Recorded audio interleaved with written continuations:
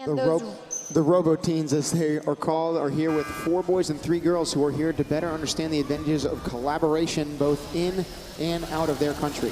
And their GSC advisors were actually WPI students that helped them out and answered any questions they had in the process. And we can see Team Nigeria teamed up with Bolivia and Dominica on the Hydro Alliance up against Argentina, Iceland, and Russia on the Aqua Alliance. So again, as those 50 water particles make their way out from underneath the bridge, it is controlled chaos. As we get the telestrator up, we've got 3 and now 4 teams that are inside of that river. Meanwhile, we've got 1 that's up on the bridge trying to get those 4 points right there. So you've got some that are trying to put balls away. You've got some that are trying to get some in terms of trying to accrue them and then get them over to those water reserves. So it is, again, controlled chaos out there. Different responsibilities and roles being featured by all of these teams. Right now, Bolivia going down that ramp, even though they have put quite a few, it looks like, of those contaminant balls already into their lab. You can see it in that top right corner of the screen where we just got the thumbs up from someone who's on the field working it right now. And over there, it looks like Iceland is trying to do the same, carrying over its contaminated particles up the hill in order to drop them off for Team Aqua to even out that score. You got 3 teams on each side of the field now.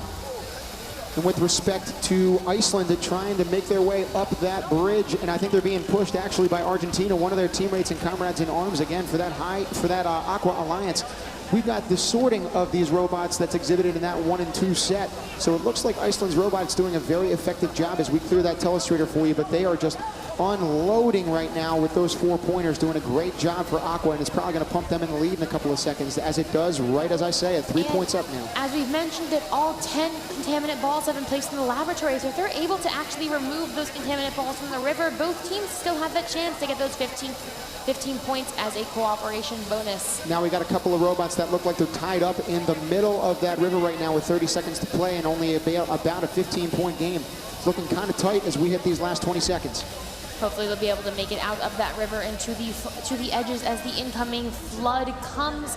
We can see Argentina start to hang up, try to get their hang ready, as well as Russia as they hook over that bar as we hit the last 10 seconds. You can see Iceland already successfully in the air and Russia soon to follow. Oh no, they weren't able to keep themselves up, and unfortunately they were unable to hang in the time remaining. Take a look at the score from that final round. It'll be up here in 1 second.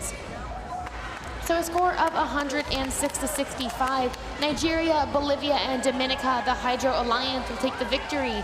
You can see those water points, 34 of those has really brought them over the edge.